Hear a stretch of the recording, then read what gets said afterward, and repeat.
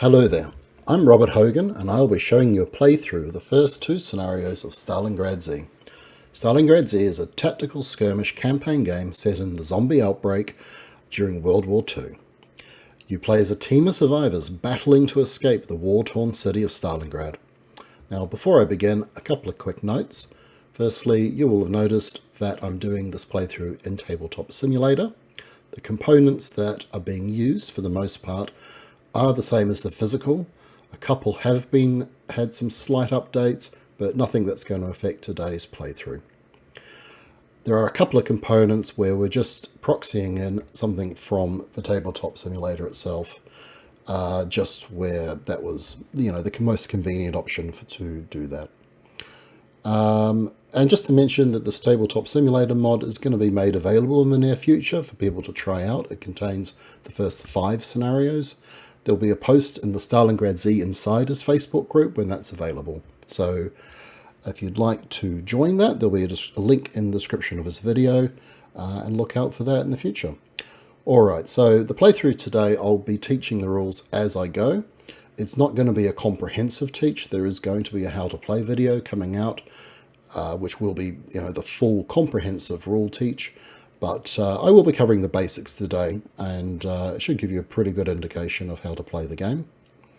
Now, I will be playing the first 2 scenarios, so if you don't want any spoilers for your campaign, maybe watch that how to play video rather than this one, so that you don't have anything spoiled. It's not a lot, but if you want to avoid that, then fair enough. Alright, so we'll start. So before we start our campaign, we choose a starting character. Now, as you can see on the screen, I've picked Algier, and I may be mispronouncing that, but Algier. I haven't played him before, so I'm keen to give him a try. Just generally on characters, you start the campaign with 1 character. You only gain new characters, apart from that, when instructed to by a scenario, and they join your team of survivors at that point. So we only start out with a team of 1 character. Now they start with no equipment, no weapons, nothing. Now you see the club is pre-printed on there and the grenades pre-printed on there. Now we don't have those. Those are just for the convenience of being able to refer to those. Clubs we can pick up quite easily in the game using an actual type of an action, which I'll explain a bit later. But yeah, it's just there because it's a convenient thing to have on there. All right. So the first thing we will do, normally in the campaign, is open up the campaign book. Let's go to that wider camera angle, at the scenario. Now at the beginning of the campaign, you'll be playing this scenario, scenario 1. So you would open up the book to this page. Every scenario will tell you which scenarios you can choose between when you're exiting that scenario in the exit section. So you'll always know which scenario you're currently up to because you'll be tracking that. So scenario 1, we are starting with. So just to be aware that the scenario number is down here in the bottom. It's like a page number. And so you can always find scenarios quite easily. Alright, so starting at the top, when we start a scenario, the first thing to do is to read the initial story text. So I'm going to go with there. Alright. First, the terrifying sound, and then the shockwave. Artillery shells rocket overhead. Buildings behind you collapse in clouds of dust, reeking of pulverized concrete. Your comrades and equipment have all been lost as you fled the heavy bombardment. The barrage remorselessly creeps closer. With no choice, you push onwards as the guttural moans of the encroaching dead echo off the shattered ruins. Gather your wits and steel your nerves, soldier. Move out. Alright, so the first thing we're going to do is draw up our forces. So we're allowed to have 1 character in this scenario. When you're choosing a character, you can only choose from your team. Currently our team is 1, so we're going to be starting with Algier. So I'm just going to grab his token from here, or his marker.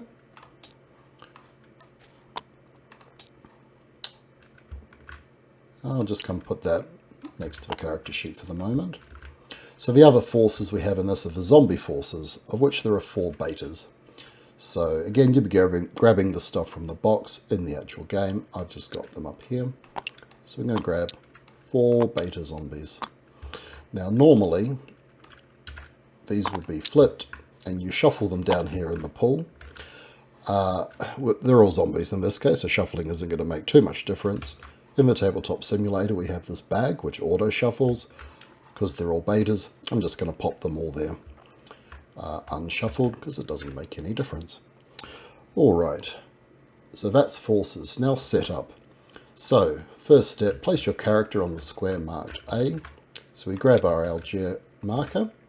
Now you'll see the light blue, switching camera, the light blue facing on here denotes which direction he's facing. In Stalingrad Z, a character is always facing one of 4 directions. It's directly left, right, up or down. I'm going to start facing left because that's kind of the general direction I want to head in, and I'll explain a bit more why in a minute. So the next step in setup is to place some doorways. So the blue doorways show you, the blue markings on the map show where the doorway should be going. They all start the game closed. Right, and then mark any objectives.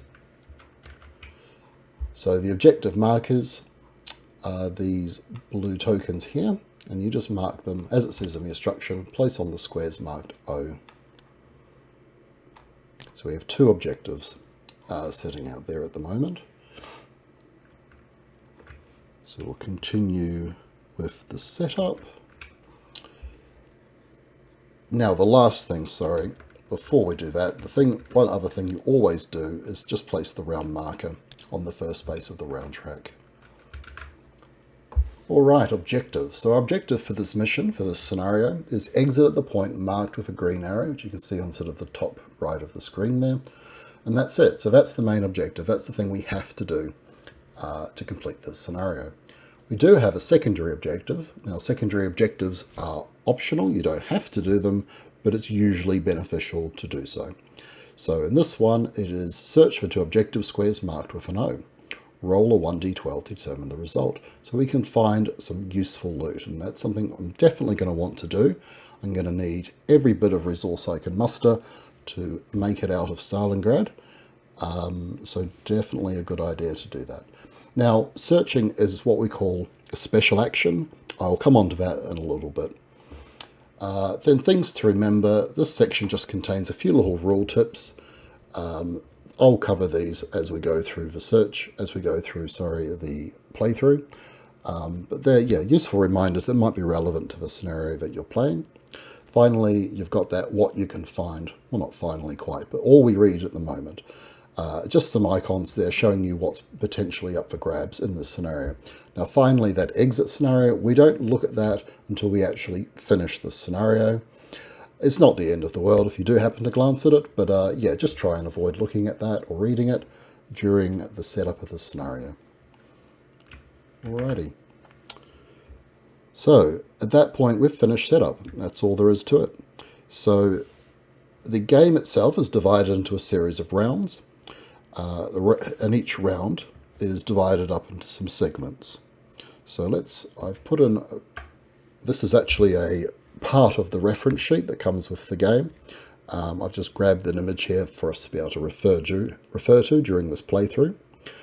So, as you can see at the top, the beginning of a round, initiative segment, roll 1d12 for initiative, re-roll ties. Then you have your turn. Depending on who won the initiative, you can choose, if the player wins the initiative, you can choose to go first or second, maybe let the zombies go first, if that makes sense. If the zombies win, they're always going to choose to go first. During your turn, you're going to be activating all the different figures for that side, and we'll cover that in a minute. So that's during the action phase. Sorry, on your turn there's a start phase, where we remove any markers and things, action phase, and then a final phase when zombies are spawned. Actually, that's out of date. We do not remove zombie stun markers in the final phase. they are removed when they activate. But I'll cover that a bit more in a second. All right, let's go back over here. All right, so first thing we do in a round is roll for initiative. So I'm just using these green and red dice over here. So I'm the green, zombies are the red. Now, that was weirdly slow. It doesn't matter hugely in this very first round of the game, but just to get into a good habit, I'm going to roll for initiative anyway. I won, and I'll choose to go first. So the first thing that I do is I declare what kind of activity my character is doing. So I can declare either stationary, walking, running, or I can declare that I'm doing a special action. Now, with walking, running, and stationary, you also get a free attack action as well. Special action, you don't get an attack action. Additionally, with walking and running, you're allocated a number of movement points, which you can spend on movement actions. Stationary, you get no movement points, but you do get a bonus when attacking. Again, we'll cover that later. So I'm going to declare Algier running. Doesn't actually matter too much. So if we look over at the reference sheet, sorry, wrong one, we can see the movement table, which lists all the movement actions. Just note that the cost changes depending if you're running and walking. Probably actually makes more sense to declare him walking. It doesn't really make any difference in this particular situation, given what I want to do. So I'm going to declare running. Moving diagonally is going to cost 2. Oh, sorry, actually, I want to declare walking. I'm cheating already. The reason I want to declare walking is because the sideways movement is not available. You see the NA there when running. So, yes, sorry, a little retcon there. I'm going to declare walking. So I've got 4 movement points to spend. Moving diagonally, costs 2. Moving sideways, I think costs 2 as well. I'll just quickly double check. Sideways, yep, it's 2.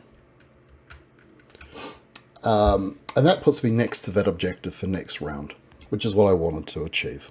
So just note that I left that hindering terrain. Now, hindering terrain is any section on the board marked with yellow. There is a penalty for moving into hindering terrain, but not moving out of it. So that didn't impact my movement at all. All right, now it's the zombies' turn. There are no zombies on the spawn. There are no zombies on the board at the moment. So that's the end of the round. They're also not spawning this round. I'll cover spawning when we get to it, but essentially when you see a letter here on the track, that's going to indicate a zombie spawn at the locations with the matching letter. So the round track just moves on. All right, so the next round, again, not going to make much difference, but I'll just roll the initiative. I'm green, red, I've once again beaten the zombies. All right, so this round I'm going to declare a special action. So special actions, the only one defined in the rulebook is searching. A special action takes up the character's entire activation. You can't move or attack or do anything else. What the special action actually does is defined in the scenario, and that includes the result of searching, because it'll always be on a table or something in the scenario. Any other sort of special actions, they're going to be defined in the scenario, and they're different things that'll be scenario particular to that scenario. All right, so I'm going to declare that I'm doing a special action and I'm searching. So I get to roll on this table over here. So let's do that, see what I get. An 11. I get a med kit. That's pretty good. So we'll just grab a med kit, which are over here actually. And I'm just going to mark that by putting a token into that area. Actually, another quick note on this character dashboard. The actual dashboard is recessed and so on. It's a double layer dashboard, which is very nice. But obviously in Tabletop Simulator, that didn't really work. So this is just a flat image. And I've just realized the other thing I've forgotten to do is put some starting markers. So I start with 0 fatigue, and I start at 4 health. So there we go, that's all set up now. Alright, so, and I gained that med kit. Again, now it's the zombie turn. There's no zombies on the board. It's the end of the round, so we'll just move that round tracker on. Great. Next round, roll initiative.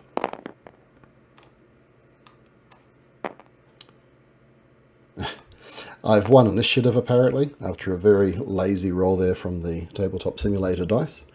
Again, it doesn't really matter, there's no zombies around. Now this time, I'm going to declare, I think, running. Let's have a think about this.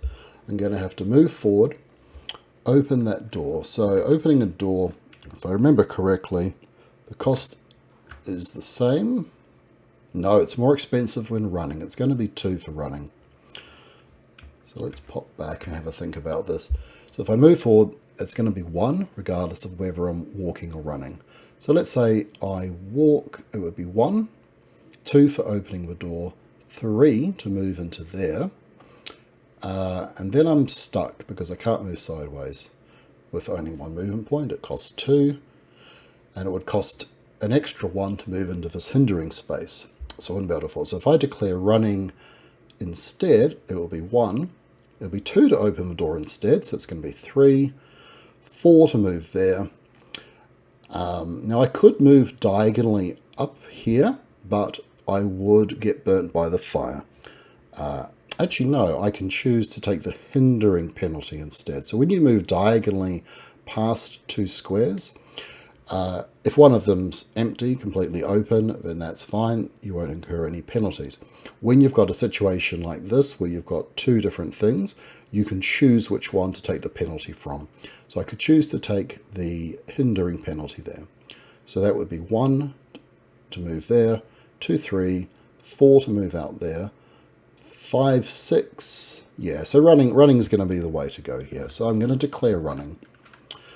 So I'll go 1, and we open the door. We just remove that from the board. So that was 2, 3, 4, 5, 6, 7. So the diagonal move costs 2 movement points, plus 1 for the hindering. And then turning 90 degrees costs 2, so actually I can't turn 90 degrees. I could move 1 square more forward here, but I don't think that that's really going to help me too much. So I'm going to end my move there.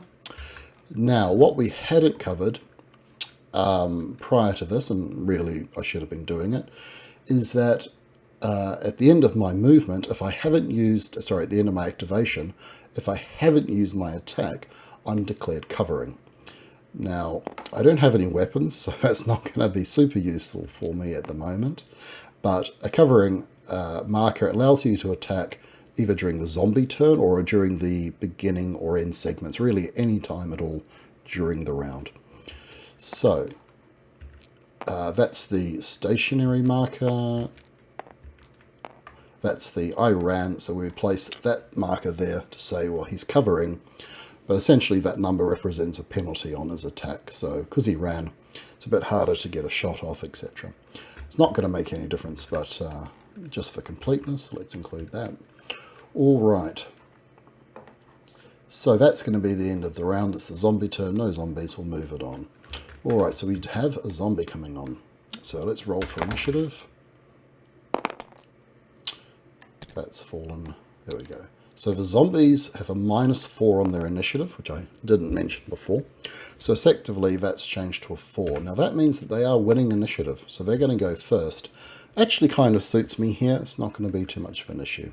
So during the zombie turn, first we would activate any zombies already on the board. There are none. Then we go to their end segment.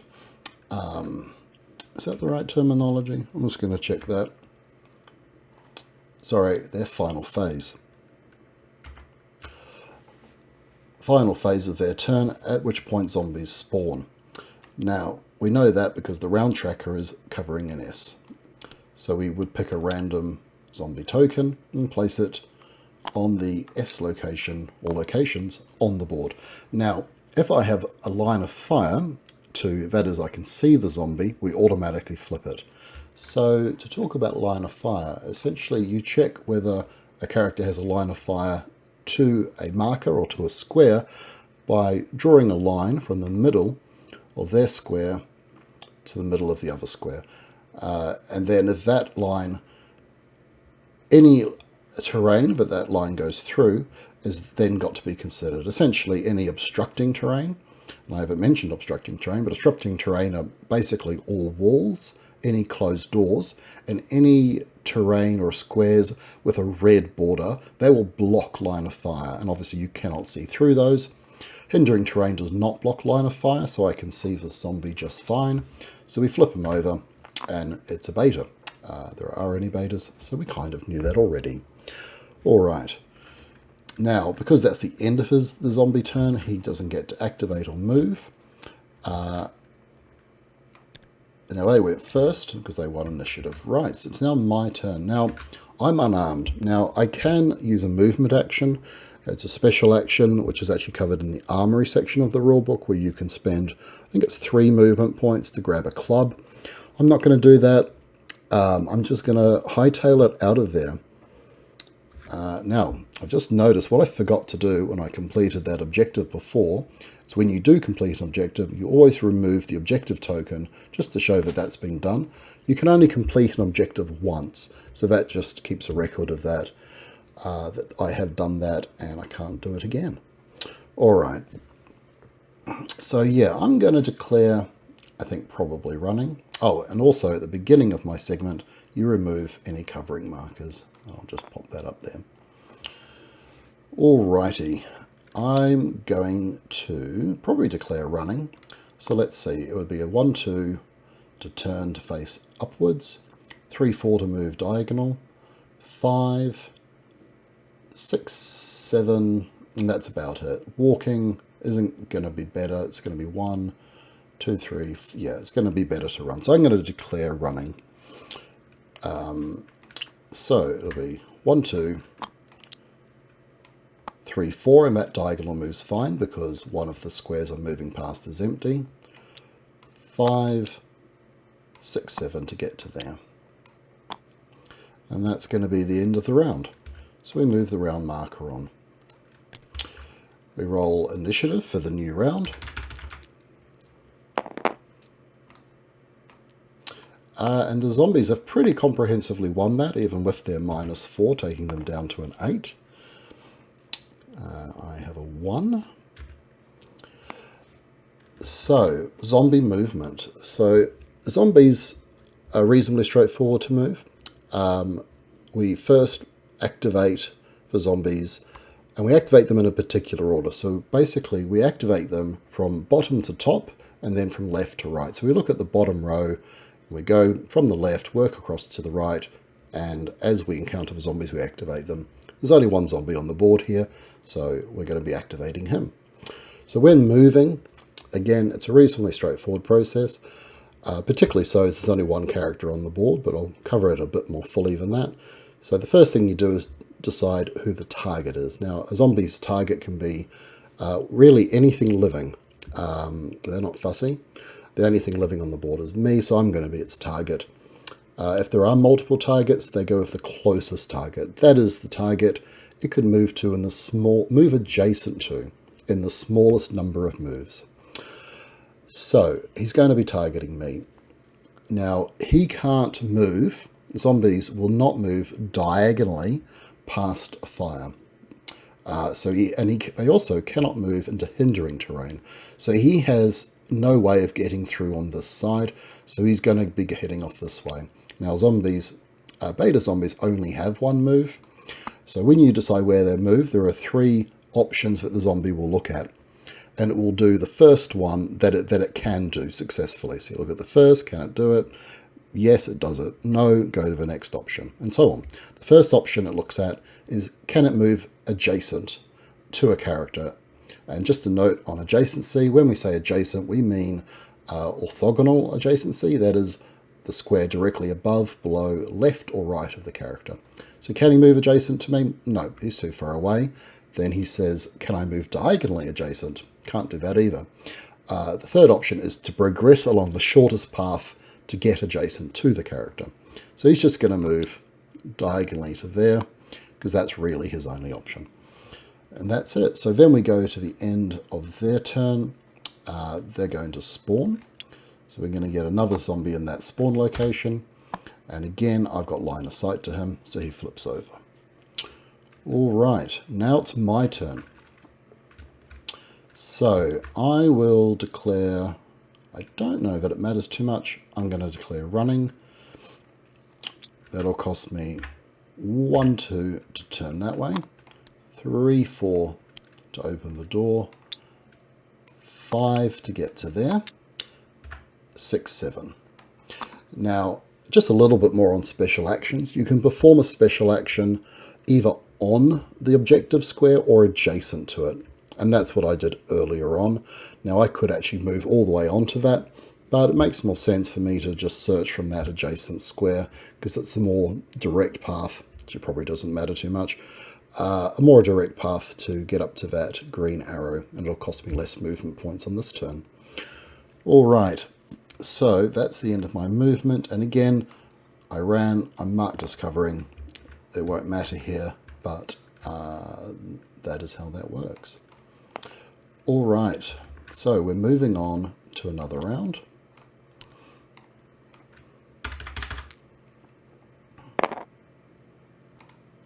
All right, so I've won that one.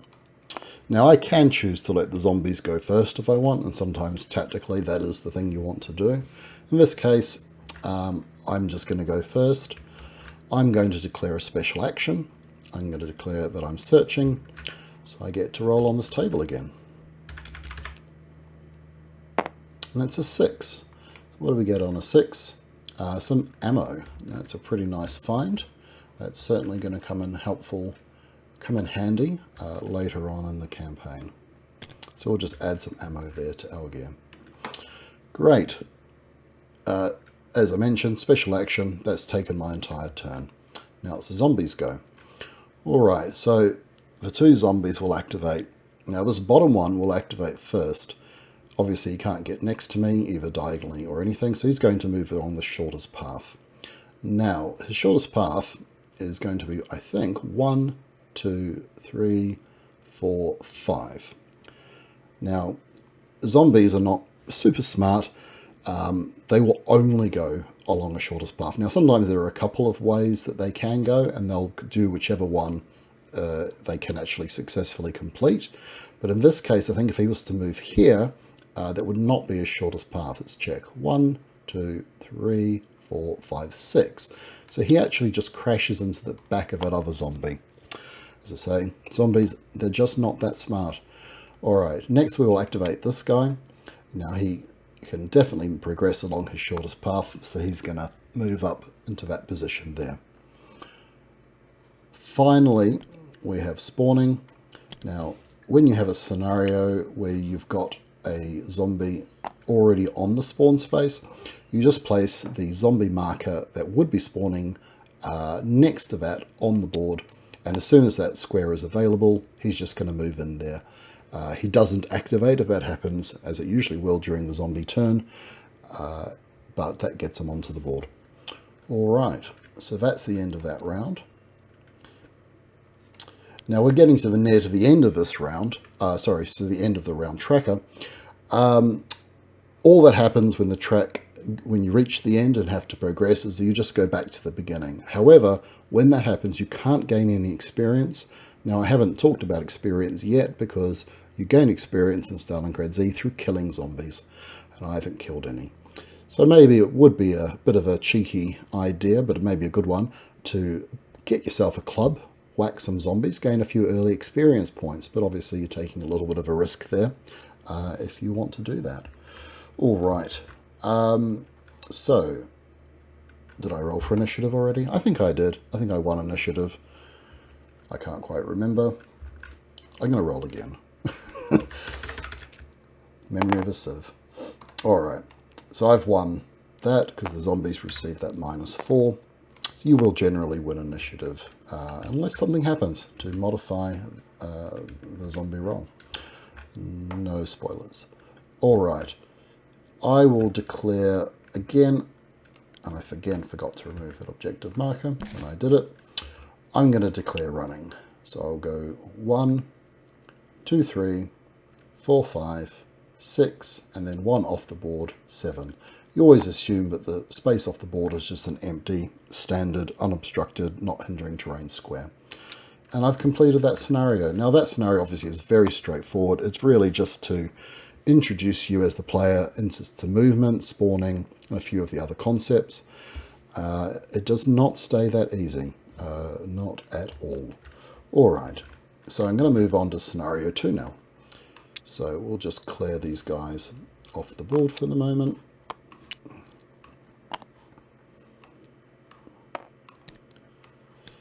Right, so normally, so actually what happens at that point is we read the exit text. You made it. The artillery strike takes out everything to your rear. Your moment of triumph is short-lived as you crash headfirst into a rusty beam, turning your vision black. You lose consciousness. Proceed to scenario 3. Wake up. Time to die. Alright, so now if we had the scenario book, at this point you'd turn to scenario 3. Tabletop Simulator, we just use the state, and we'll change the state of the board to 3. And here we are, scenario 3. So once again, we go through the same scenario process. You wake up. The nightmare of yesterday resurgent. The moans of the dead reach your ears, pushing you to action. A knife lies close by. Aching, you stand, steady yourself, and take a deep breath. Wake up. This is no time to die. All right. So again, place your character on square A. So square A is here, and I get to choose the facing when I place our gear. So I'm going to place them facing that way. That sort of looks like it makes sense to get over towards that objective, whatever that is. Place weapon markers on square O, knife, and O2 Luger. Now, of course, you could read this before determining your placing. There's no reason not to do that. So weapons. We need the knife, and we need the Luger. The Luger is on O2, and the knife is on O1. And they're sort of taking the part of objective markers in this particular scenario. All right. And I skipped right over the top of forces, so we'll go back and do that. Characters 1, again, no real choice for us. Now this time the zombies, however, have 8 beta and 1 armoured zombie. So we'll talk about armoured zombies in a moment, when we maybe do a little bit of combat in this one. So we need 8 of these guys. 1, 2, 3, 4, 5, 6, 7, 8. One more. Oh, I had one here already. We'll just get rid of one of these. And we flip those over. Now, of course, they would be shuffled down here in the zombie pool in the physical game. Just slide those around. In here, I'm just going to pop those all in the pool bag, and that's going to automatically shuffle that for me. All right. So the next step, draw 3 zombie markers from the zombie pool and place one on each of the squares marked with a Z. So 1 there, 1 there, and 1 there. So again, as we place these guys, we are going to check line of fire between our gear and the zombie. So this one, clearly there's nothing obstructing there, there's hindering terrain, but that won't block line of fire, so we'll flip him over. It's a beta. This other one, I think it looks like, oops, so I'm going to draw a line. So I'm just sort of clipping that wall. I'm going to play generally, to the disadvantage of the character. So I'm going to say he doesn't have line of sight, and he definitely does not have line of sight looking up at that top one, as that's going right through that, if I can get that line to behave. Anyway, it's looking right through that wall. Cool. So continuing of setup. Zombies, so this is now saying zombies spawn at S1 and S2. So if you look at the round track, there are S1s and S2s on there. So they will spawn on the S1 location on those rounds and S2 locations on those rounds.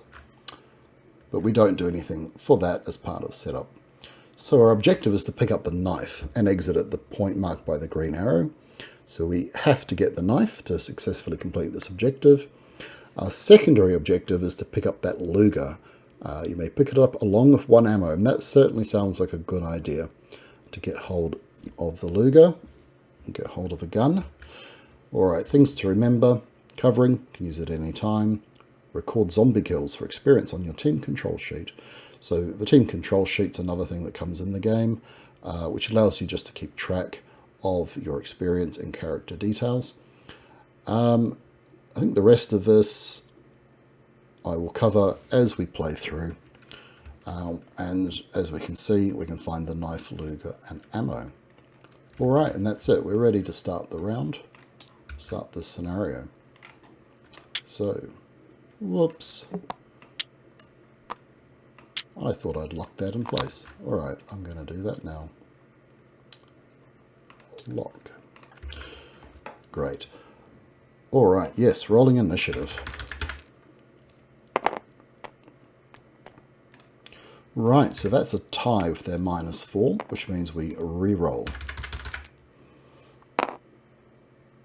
Oh, these zombies are rolling really well. He's managed to hit an 8, so he's going to be going first. Alrighty, so again, we activate the zombies from bottom to top, left to right, so the zombie here will be first to activate. His shortest path, I'm pretty sure, is just going to be coming straight down here diagonally and across. Just double check, so it's 1, 2, 3, 4, 5, 6, or 1, 2, 3, 4, 5. Yeah, he's definitely going to go that way. So he does.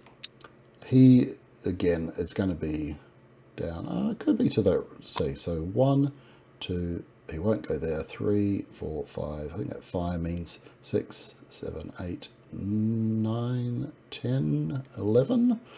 1, 2, 3, 4, 5, 6, 7, 8, 9. Yes, so that fire means that his shortest route is going to be coming down to the other side. So really he can move there or there, because either would be the same number of moves to get to me. So as the player, you can actually choose that. Doesn't make any real difference in this situation, but sometimes, you know, you can gain yourself a little tactical advantage by choosing which place to move him into. I'm just going to move him to there. I think that moves him far enough across that I can now see him. And it's a beta. Haven't found that armored zombie yet. Alright, this one, again, it's going to be one of these two. Well, it's going to almost certainly be that. So 1, 2, 3, 4.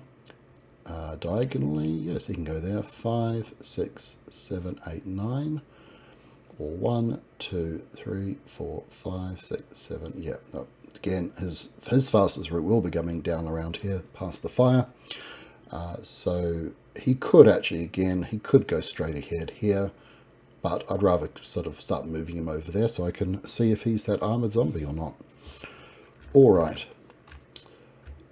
so they've all moved, and I didn't put the round tracker on, but there is no spawning this round. I'm going to declare, so it's now my turn, I'm going to declare running. So that gives me 8 movement points. So let's see, I'm probably going to go, let's map this out, 1, 2. Now, when you move into hindering terrain, it costs an extra movement point.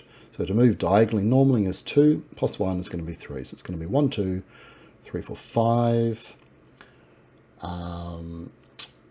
Probably 5. Do I want to keep going? No, I think that'll do me. So it'll be 1, 2, 3, 4, 5. I'm going to stop there. I only need to be adjacent to that. Now, if we just check the objective, it says pick up the knife. When you've got items like this that are lying out on the open, you don't need to use a special action to collect them. That's only for searching or where it says special action in the scenario. Instead, what we're doing here is using the pick up gear, which is that very bottom option, which is 2 movement points. So if we go back, so So far I spent 1, 2, 3, 4, 5, and then I can pick up gear 6, 7, and we have ourselves a knife.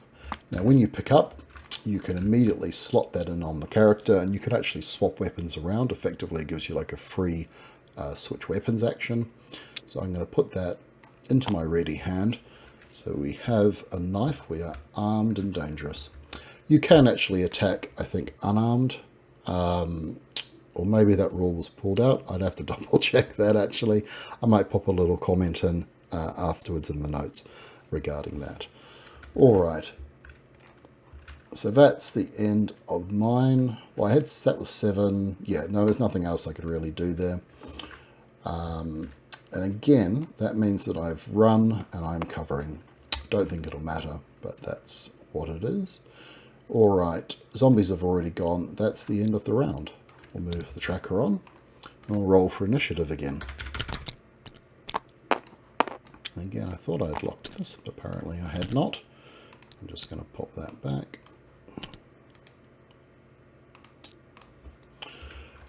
Right. So that was the roll, 4 to 1. So he's got the -4, and you can go to 0, which means they're pretty much always going to lose. So he goes down to 0. So I'm going to win that. I just put that on the left there so I can recall. Put that to a 1. Right, what do I want to do here? I'm now armed. So we remove that at the beginning of the player turn. I want to get over to that Luger, but that zombie is very much in my way. Now I could move over here. I'm not super keen to get right up next to that zombie, but I think I would definitely want to move in that direction. So what I'm going to do is I'm going to declare walking. So it's going to be 1, 2. Again, no penalty for moving out of hindering terrain. And I'm going to move 1 forward, which is going to cost 3. So that means I have walked, but I've not used my attack, so I'm going to be covering 2. And I'll explain really what that means when we get to attacking, hopefully, in just a moment. So that's the end of my move. Now we're activating zombies. So first zombie to activate is going to be this beta, and he's going to look at his options and he's going to say, well, I can move adjacent, so that's what I'm going to do. Now I'm going to interrupt the zombie turn to spend my covering action. That's not an attack. Sorry, actually all I need to do is change that to the attacked token, which is that one there, to say that I have now attacked, or I am now attacking. So let's talk about attacking. So we can see on the weapon here, we've got some different stats. So in the top left corner, we've got rate of fire, which is 1. We've got the weapons hand-to-hand values, which for hand-to-hand weapons are going to be the same as this value in the bottom left as well. And what you have there is the stun and wound values. So that is, if I roll a 4 or better on an attack, I will stun a zombie, and on a 7 or better, I will wound it. Rate of fire means I'm rolling 1 dice. That middle bottom number is the range. Hand-to-hand weapons generally have a range of 1. There are some longer weapons with 2, but not the knife. And in the bottom right is a range modifier.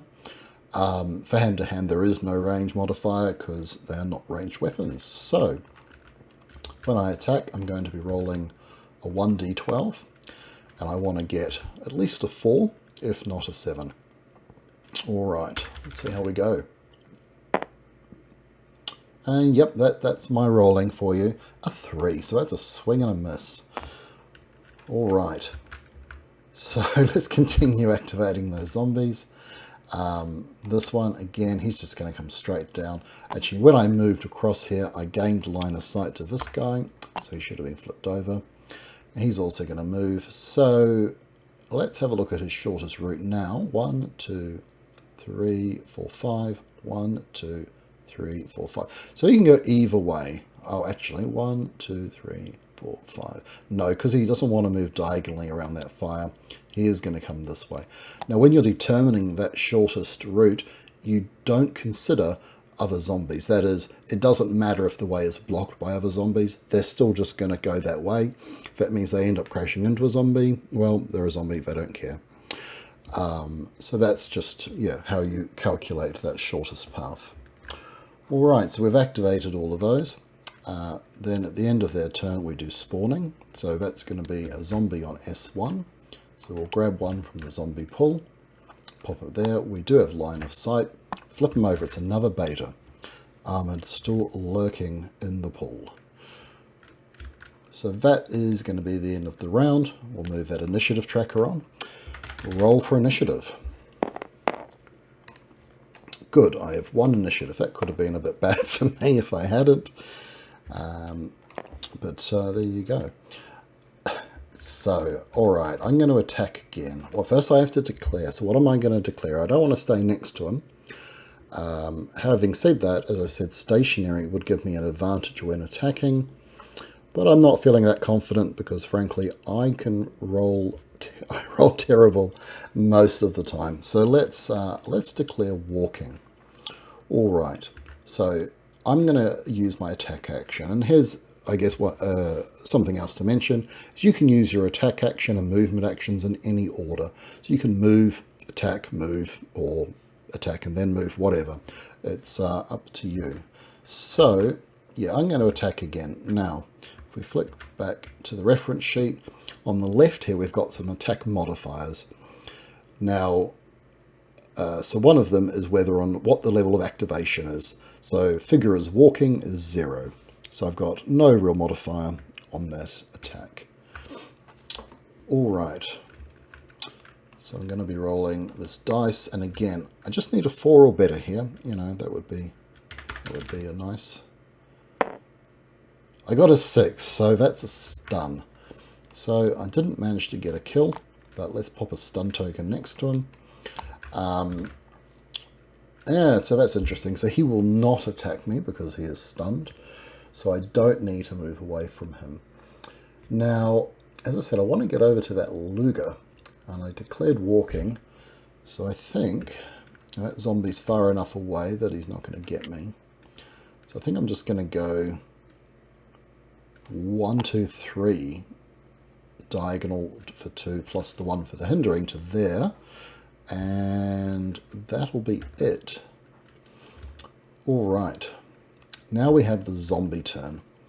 So this zombie here is the first to, or would be the first to activate, but he's stunned. So when a zombie's stunned, he doesn't activate. Instead, we just remove the stun token.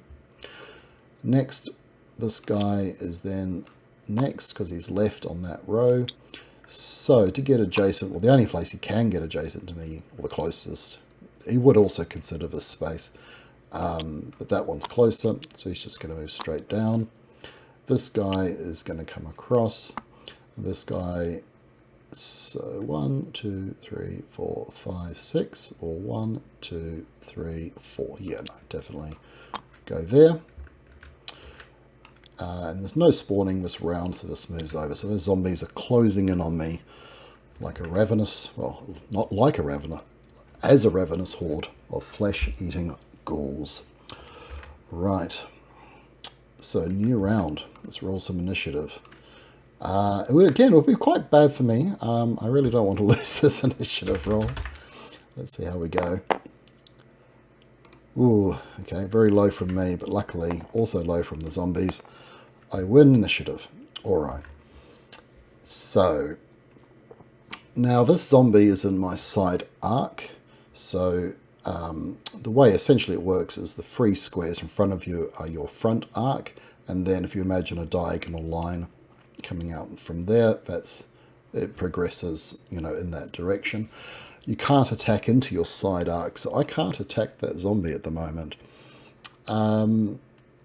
Yeah, so I think I'm just going to give him some ignoring for the moment.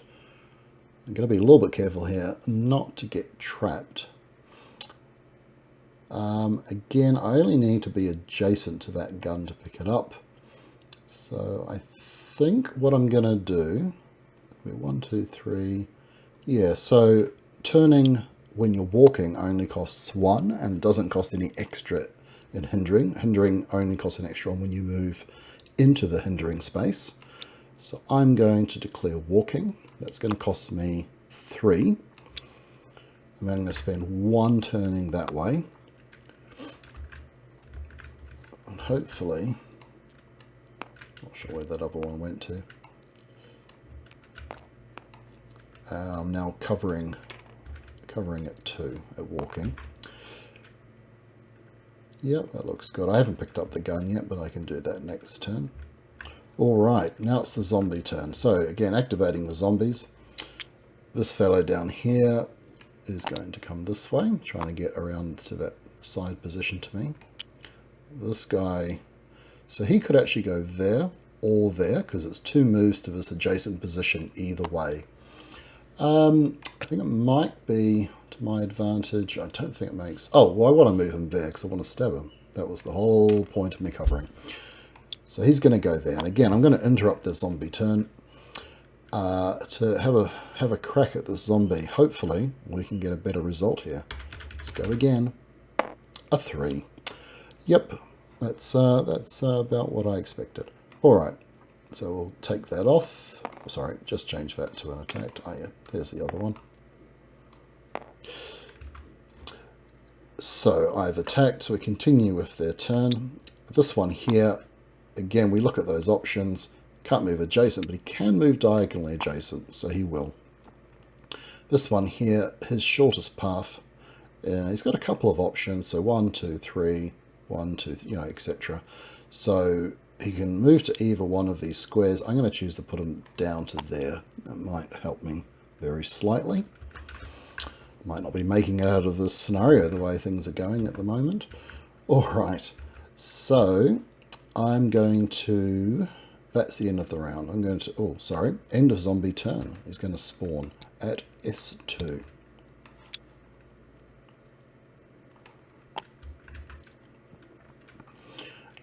And I do have line of sight to that space. It's another beta. So there's 4 left in there. 1 in 4 chance of seeing the armoured in the next draw. Alright. Then we move the round tracker on and we roll for initiative. Again, I really want to win this initiative. And I have. So that's good. 9 to 4. Alright, I'm going to have yet another crack at that zombie in front of me. What am I going to declare as? I need quite a bit of movement here, I feel. Yeah, I think I'm going to have to... I'm going to have to declare running. It's going to hurt my chances of getting that zombie, but that's what I'm going to do. So, running, if we pop back to the sheet, on the look at the attack modifiers, when I'm running, you receive a +2 attack modifier. So those are applied directly to the weapon's stun wound values. And that knife, we can just see over here on the left, but it's back on the character sheet, is a 4-7. So +2 is a 6-9. So I need a 6 or better. So still quite good odds. I'd really love to see a 9 here. A bit more of a roll. A 4. Okay. I think I need to get some new dice. So that's a swing and a miss. That should have come off at the beginning of his turn. Alright, so running. Firstly, I'm going to pick this up. That costs 2 points. Now, I'm allowed to ready that on my offhand because it has this asterisk here which indicates it's a one-handed weapon. So if both, if you've got 2 weapons with the asterisks, you can choose to ready both of those weapons in these slots. If either of them didn't have the asterisk, then you couldn't do this because it would be a 2-handed weapon. All right. Actually, the other thing I could do is choose to switch these around. And let's actually do that. So when I pick that up, let's choose to pop that into the main slot. The main reason to do that is that in the offhand slot, you effectively receive a +2 attack modifier, +2 to the stun wound value, as it indicates there. All right. So running. So it's going to be 1-2 to turn while running. Then I'm going to go down here. Now, so something else that I haven't mentioned yet is zombies' zone of control. If I was to move here, I would have to stop because that's in that zombie zone of control. I'm not stuck there, but I couldn't then take any more movement actions this turn. So not a good idea. So yeah, I'm going to come down here. So it was 1, 2 for the turn. Diagonal move into hindering is 3, so that's 5. And I go 6, 7, and then maybe 8 to change the facing. So that I'm facing upwards. That would be useful. I've used up my attack action, so I'm not covering this round. I'm just wondering if I got that wrong earlier. Hopefully I didn't. Alright, so that's the end of my turn. Zombies. So, activating again from the bottom, this guy would just come here. Now, because these guys are all in a row like this, this left one will activate first. Now, his shortest route is 1, 2, 3. You can't go 1, 2, 3, 4. No, so he can't go around. He has to follow his shortest, and he just crashes into that zombie and doesn't move. This zombie here, this diagonal move, he can't do it. So you can't move diagonally through 2 squares that are either obstructed or blocked to that type of figure. It's because zombies can't move through hindering terrain. He can't move there diagonally.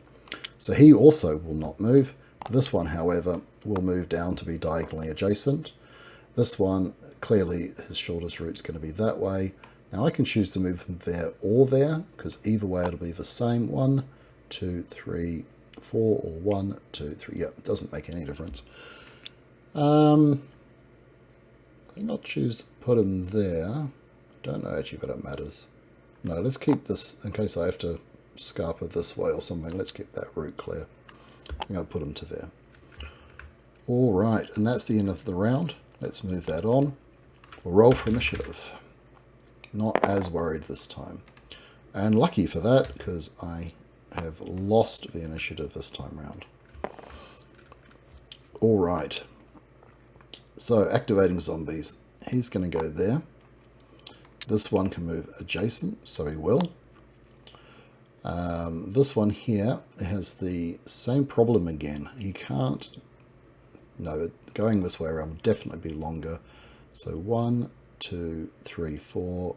1, 2, 3. No, so he's just going to unfortunately crash. Unfortunately for him, good for me, crash into him. He can move diagonally adjacent, and so he will because the square is empty. This one here, that's definitely the shortest route, and that's okay. Moving there next to the fire is not moving diagonally past it.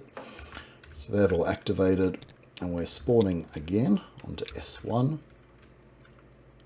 I do have line of sight, and it's the armoured. So the thing with armoured zombies is that they are immune to stun. So a stun result it just has no effect on them. So they're a little bit tougher, a little bit scarier. I probably do not want to try and exit over that side of the board. All right. So that's the end of the zombie turn. Now it's me. So I think I'm going to have to just sort of go for this a bit. I'm going to declare walking. Actually, yeah, so I can declare walking. So I'm going to go 1, 2 to there. And I'm going to interrupt my walk, my movement actions to attack the zombie there. And that's fine because he's in, oh no, he's range 2. So that's, yeah, so I can shoot him. Actually, I could shoot him before I even moved. No, I'm not going to want to stay there regardless. But no. Okay, yeah, let's shoot him first. So before I even move. All right. So I'm going to declare walking, which is a 0 penalty on the Luger's 6-9. And it works very much the same as hand-to-hand. You have a rate of fire. The point-blank range on the Luger is 4. So that's the difference, obviously, of hand-to-hand. So is he in range 4? So we count range like movement, so 2 for diagonals. So 1, 2, 3, 4. He is. So he's in point blank range. Now if he wasn't, this is when the range modifier would come into play. So if he was at range 5, I use my range modifier to extend the point blank range. So I would need to use it once. And every time you use it, you add +1 attack modifier. So, for example, to increase my point blank range, if he was at range 6, I'd have to use this twice, and it would be a +2 attack modifier to get up to that range, applied to those stun wound values. As it is, he's in point blank, so no modifier at all, and I've got no modifier from walking, so I just need a 6. Surely this time. It's a 4. Yes, great. So that's just a big fat nothing. And we mark us as attacked just to record that. Well, I'm being shut down here. What can we do? So I'm walking. Actually, in retrospect, maybe I should have ran. I probably could have at least gotten up here. But I didn't really want that modifier. Yeah, okay, I'm just going to go here. So that's 1, 2. That's not into that zombie zone of control, so I could continue moving, but I'm not going to. And I'll just end my turn there, I think. Now, just to talk about the attack roll a little bit more, if I'd rolled a 1 on any of my rolls, that means I lose an ammo from that attack action. And once you're out of ammo, you can't use any of your ranged attacks. If I roll a 2 and there are any figures in the line of fire, the figure in the line of fire between me and the target gets hit instead. I'll cover this in more detail in the how to play video. Yeah, those are really the only 2 special rules for the roll, so just to be aware of those. Alright, so I was going second in that round. I have finished. I have attacked. That's the end of the round. We'll move the marker on. Alright, so yeah, I would like to win this, but I think I'm okay even if I don't.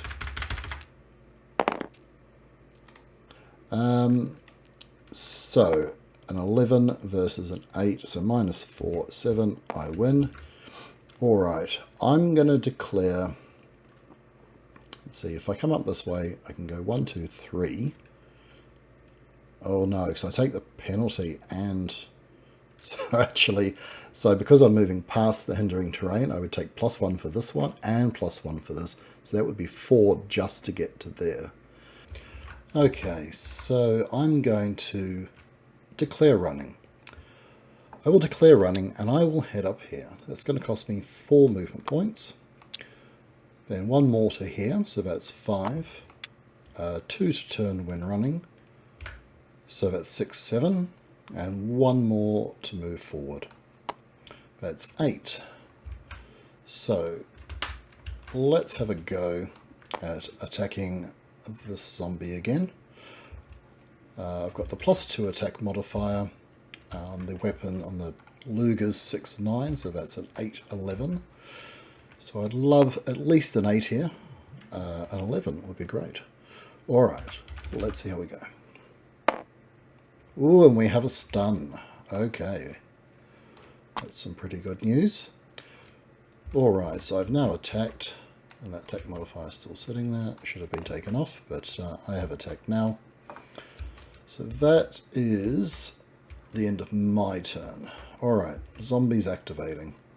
So his quickest route, 1, 2, 1, 2, 3, 4, 1, 2. Yeah, easily that way. He can't move along his shortest route, so he won't move. This guy is going to have the same problem. This fellow will move up into here. This one will move along. Let's move him along there. I'll finish moving that one up. Then this guy's stunned, so we just remove that stun token from him and he doesn't go. This guy can move. Let's move him down to there. Alright, so that's all of the zombie activations. There's no spawn this round, so let's move the round token on. Okay, we'll roll for initiative for the next round. It's definitely one I'd like to win. Okay, here we go. So, I've won initiative. It's the start of my turn, or start of the player's turn. We remove that token. Now, if I move here, I'm moving into that zombie zone of control, but that's okay. I can just move up diagonally. So yeah, I'm just going to declare running. That's going to be 1, 2, 3, and 4 to move off the board. Just before I do that, let's have one more attack on that zombie. Yeah, so again, if I am running, 1, 2, which I can just declare walking. So let's say walking. So I'm wounding on a 9. Stunning won't make any difference here. Nope, I ended as I started. Rolling misses. Okay, 1, 2, 3, 4, and I'm off the board. Successfully completing this scenario despite failing to kill a single zombie. Well, I hope you've enjoyed that playthrough, and it's given you kind of a basic overview of how to play the game. As I mentioned, if you'd like more details, head on over to the Stalingrad Z Insiders Facebook group, and yeah, join us there. Thanks very much, and I'll see you later. Goodbye.